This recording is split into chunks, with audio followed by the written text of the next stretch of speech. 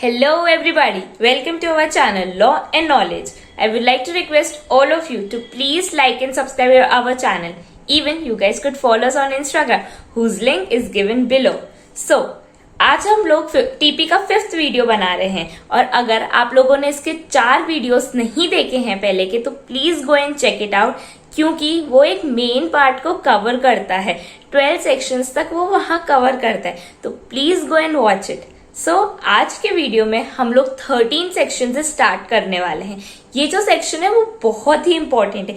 Even civil जज के exam में भी ये क्वेश्चन बहुत बार पूछा गया है कि अनबॉर्न को ट्रांसफर कौन से सेक्शन में दिया गया है, तो इसका आंसर है सेक्शन 13। तो चलिए आज का वीडियो हम स्टार्ट करते हैं सेक्शन 13 से। हमारा सेक्शन 13 बोलता है transfer for benefit of unborn person. तो इस सेक्शन में हम लोग ऐसे ट्रांसफर के बारे में बात करने वाले हैं जो हम ऐसे इंसान को ट्रांसफर करें वो जो अभी तक पैदा ही नहीं हुआ है। तो let us read the statement of this section.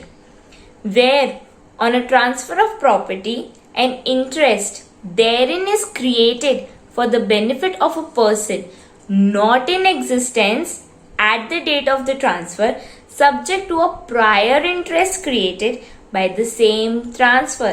अब देखो इसमें क्या बोला है, हम प्रॉपर्टी तो ट्रांसफर कर रहे हैं लेकिन क्या वो प्रॉपर्टी हम डायरेक्टली ट्रांसफर कर सकते हैं? तो इसका आंसर इस सेक्शन ने दिया है नहीं। आपको प्रायर इंटरेस्ट, पहले कोई इंटरेस्ट क्रिएट करना पड़ेगा तब, और वो भी सेम ट्रांजैक्शन में ही होना चाहिए, सेम ट्रांसफर में ही होना चाहिए। Late us read further. The interest creates for the benefit of such person shall not take effect unless it extends to the whole or the remaining interest of transfer in the property। अब देखो basically हम हमारा transfer तो कर रहे हैं unborn child को। अब इस सेक्शन ने ये भी बोल दिया कि आपको प्रायर इंटरेस्ट क्रिएट करना पड़ेगा, लेकिन आप प्रायर इंटरेस्ट कैसे क्रिएट करोगे? और जो आप ट्रांसफर कर रहे हो उसमें आप कोई क्लॉज, कोई प्रोविजन, कोई कंडीशन नहीं लगा सकते। जो आपका ट्रांसफर होना है वो पूरा एब्सोल्यूट ट्रांसफर होना चाहिए। देखो let us take an example. A दादाजी है, दादाजी ने बोला कि मेरे बेटे का जो बेटा होगा उसको मेरी प्रॉपर्टी जानी चाहिए, ठीक है। तो अब क्या हुआ इसमें, लेकिन जब तक वो बच्चा पैदा नहीं होगा तो वो प्रॉपर्टी किसके पास होल्ड रहेगी? तो उसकी प्रॉपर्टी प्रायर इंटरेस्ट क्रिएट करा, मतलब जो दादाजी का जो बेटा है, मतलब जो अनबॉर्न चाइल्ड का पप्पा है, उसके पास तक वो प्रॉपर्टी पड़ी रहेगी। और जब वो बच्चा बॉर्न हो जाएगा, मेजॉरिटी अटेंड कर लेगा, तब वो प्रॉपर्टी किसके पास चली जाएगी? अल्टीमेटली उसके बच्चे के पास चली जाएगी, ठीक है। चलो अब हम इसी का ही एग्जाम्पल से समझते हैं इस चीज को, ठीक है। जो मैंने अभी आपको बताया एग्जैक्टली वही एग्जाम्पल है। ए है, ए ने ए को प्रॉपर्टी देनी है सी को, ठीक है। जो सी जो है वो बी का बच्चा है जो अभी पैदा नहीं हुआ है, अनबॉर्न है, लेकिन अब ए डायरेक्टली कैसे दे? वो तो पैदा ही नहीं हुआ है। तो वो एक ट्रस्ट क्रिएट करेगा, एक प्रायर इंटरेस्ट क्रिएट करेगा, वो बी है। देखो बी के पास प्रॉपर्टी जो होगी वो क्यों आई है? क्योंकि वो एक प्रायर इंटरेस्ट क्रिएट करा गया है, क्योंकि हम डायरेक्टली उस सी को नहीं दे सकते। तो जब तक बी उस प्रॉपर्टी के देखभाल करेगा जब तक सी बॉर्न हो जाएगा। तो बेसिकली इस सेक्शन में सिर्फ एक ही चीज सिंपल सी बोली गई है कि आप प्रॉपर्टी अनबॉर्न को ट्रांसफर कर सकते हो, लेकिन एक प्रायर इंटरेस्ट क्रिएट करो, उसके बाद उस बच्चे के पास प्रॉपर्टी जाएगी, ठीक है। और एक और इंटरेस्टिंग चीज बताती हूँ। बताइए ये सेक्शन किस वाले सेक्शन का एक्सेप्शन है? पढ़ाया था मैंने लास्ट वीडियोस में, नहीं पढ़ा है जाके चेकआउट करो। ये जो सेक्शन है सेक्शन 13, ये एक एक्सेप्शन है सेक्शन 5 का। सेक्शन 5 क्या बोलता है? प्रॉपर्टी ट्रांसफर होती है सिर्फ लिविंग मीन्स को, लेकिन यहाँ तो हम अनबॉर्न को ट्रांसफर कर रहे हैं। सो ये section 5 of transfer of property का एक्सेप्शन हुआ सेक्शन 13, ठीक है। अब बात करते हैं हमारे सेक्शन 14 की, जो है रूल अगेंस्ट परपीचुइटी। अब देखो इसमें परपीचुइटी का क्या मतलब है? फॉर एवर तक चलने वाला। तो रूल अगेंस्ट परपीचुइटी मतलब जो रूल है वो फॉर एवर के लिए नहीं है। तो इस सेक्शन में सेक्शन 14 हमें ये बताता है कि हमारी जो प्रॉपर्टी है हम उसको कब तक अपने पास रख सकते हैं, कब तक हम उस प्रॉपर्टी को होल्ड करके रख सकते हैं। ठीक है, ये बोलता है, ये वाला सेक्शन बेसिकली बात करता है कि हम प्रॉपर्टी को फॉर एवर के लिए टाई अप नहीं रख सकते। देखो, एक लॉजिकली बात सोचें कि अगर हमारे पास प्रॉपर्टी पड़ी हुई है तो क्या गवर्नमेंट को कुछ फायदा होगा?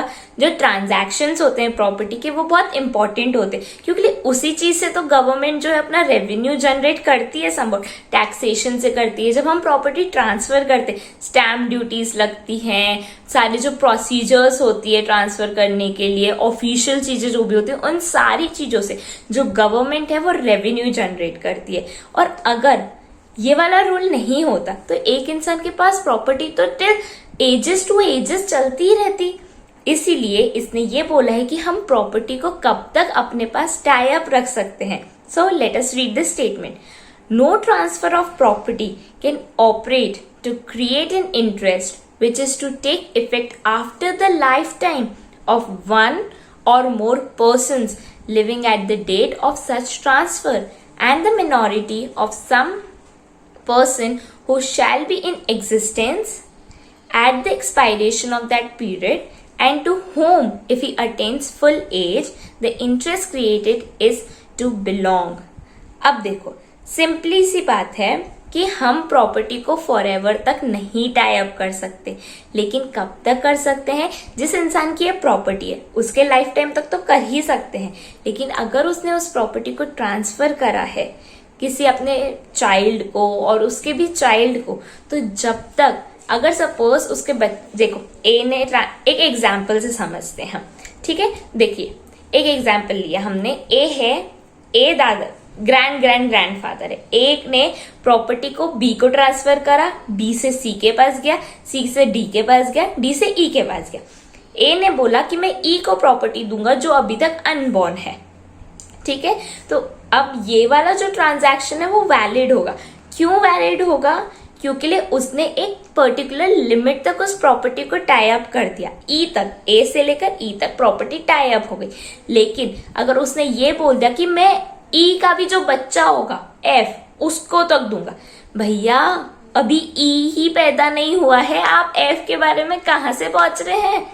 तो ये एफ का जो ट्रांजैक्शन होगा वो गलत हो जाएगा। आप सिर्फ प्रॉपर्टी एक अनबॉर्न चाइल्ड तक ही रोक सकते हो, राइट। अनबॉर्न जब बॉर्न हो जाएगा फिर वो मेजॉरिटी अटेन करेगा, फिर भले आगे कुछ भी हो। लेकिन अभी हमें क्या समझना है कि प्रॉपर्टी को आप टाई अप कब तक कर सकते हो? जब तक ए की लाइफ है, ए के बाद बी की लाइफ, बी के बाद सी की लाइफ, ऐसे ही कंटिन्यूली जब तक ई पैदा नहीं हो जाता, मेजॉरिटी अटेंड नहीं कर सकता, तब तक आप उस प्रॉपर्टी को होल्ड कर सकते हो, राइट। आप ऐसा नहीं कर सकते कि ई पैदा ही नहीं हुआ और उसके बच्चे को दे दो, नहीं, ऐसे आप प्रॉपर्टी को होल्ड कर ही नहीं सकते हो, ठीक है। अब देखो, अब इसमें एक और चीज है, इस जो सेक्शन के जो एसेंशियल्स हैं, इस जो सेक्शन के एसेंशियल्स हैं, वो सबसे पहला है कि हमारी जो प्रॉपर्टी है वो जो ट्रांसफर हो रही है वो बिल्कुल एब्सोल्यूट ट्रांसफर होनी चाहिए, ठीक है। और जो इंटरेस्ट हम क्रिएट कर रहे हैं वो सिर्फ अनबॉर्न तक ही आप क्रिएट कर सकते हो, ठीक है। Are we clear about it? और एक और चीज, अगर हमने प्रॉपर्टी को टाई अप भी करा है, देखो, लेकिन वो जो बच्चा है वो मदर के वूम में होना चाहिए, हम तभी तक उस प्रॉपर्टी को होल्ड अप कर सकते हैं, ठीक है। अब आता है हमारे इस सेक्शन का एक्सेप्शन। तो इस सेक्शन का एक एक्सेप्शन है, अभी मैंने बोला कि हम हमारी जो प्रॉपर्टी है उसको फॉरएवर तक रोक नहीं सकते, लेकिन अगर हमने कोई भी प्रॉपर्टी रिलीजियस पर्पस के लिए दी है या फिर किसी पब्लिक गुड के लिए दी है, पब्लिक कॉज के लिए हमारी प्रॉपर्टी दी है, तो इसमें आप प्रॉपर्टी को हमेशा के लिए रोक सकते हो अपने पास, ठीक है। Done about it. Let us move further with section 15।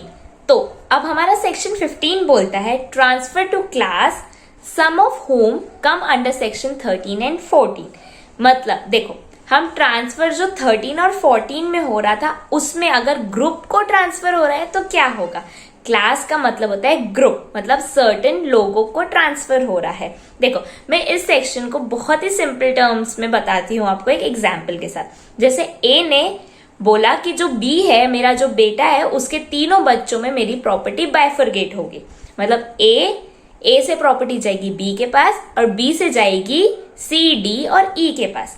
लेकिन अब उसमें से अगर किसी एक की डेथ हो जाती है, suppose let's take an example कि सी की डेथ हो गई, तो क्या ये पूरा जो ट्रांजैक्शन है वो फेल हो जाएगा?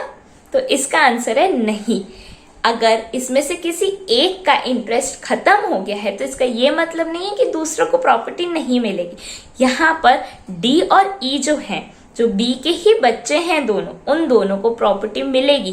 पहले क्या हो रहा था, 1/3 1/3 1/3 मिल रही थी, अब हाफ हाफ मिलेगी। क्यों? क्योंकि उसका जो इंटरेस्ट है सी का वो फेल हो गया है। Late us read the statement. If on a transfer of property an interest therein is created for the benefit of a class of person with regard to some of whom such interest fails by reason of any of the rules contained in section 13 or 14, such interest fails in regard to those person only and not in regard the whole class. मतलब ए से B के पास गई, B से सी, D, ई के पास जा रही थी। अगर सी का इंटरेस्ट फेल हो गया, इसका ये मतलब नहीं है कि डी और ई को नहीं मिलेगी। उन दोनों को ये प्रॉपर्टी जरूर मिलेगी, भले एक को नहीं मिल रही है। ठीक है, नेक्स्ट हम जाते हैं हमारे सेक्शन 16 के पास। हमारा सेक्शन 16 बोलता है transfer to take effect on failure of prior interest. अब देखो 15 में बोला एक का फेल हुआ है, कोई बात नहीं, 2 को मिलेगी। लेकिन यहां बोला अगर एक भी फेल हुआ पूरा ट्रांजैक्शन खत्म हो जाएगा। क्यों? क्योंकि आपका जो प्रायर इंटरेस्ट आपने क्रिएट करा है वही खत्म हो गया ना। तो अब कैसे होगा? अनबॉर्न में मैंने बताया था प्रायर इंटरेस्ट होगा तभी उसको प्रॉपर्टी मिलेगी, लेकिन यहाँ पे 16 सेक्शन में प्रायर इंटरेस्ट ही खत्म हो गया। तो अब कैसे प्रॉपर्टी मिलेगी? Late us read it. Where by reason of any of the rules contained in section 13 and 14, unborn का ही आ गया वापस, an interest created for the benefit of a person or of a class of a person fails in regard to such person or the whole of such class, any interest created in same transaction and intended to take effect after upon failure of such prior interest also fails. अगर A के पास से B के पास जा रही है, B से बोला कि C के पास जाएगी, लेकिन प्रायर इंटरेस्ट किसका क्रिएट हुआ? B का क्रिएट हुआ।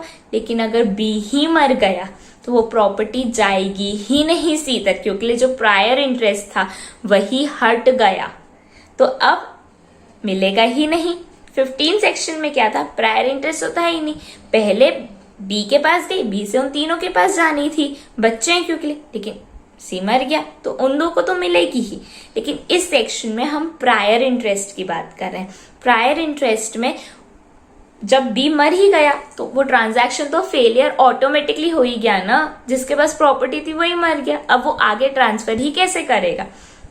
ठीक है, तो that's all for today's video. I hope आप सब लोगों को समझ आया हो मैंने क्या क्या समझाया है। लेकिन अगर आपको कोई भी डाउट हो तो do comment us and let us know what all you haven't understood, so we'll try to solve those. So thank you so much. Please like and share this video with all of your friends if you liked it, and just stay tuned with Law and Knowledge for further videos.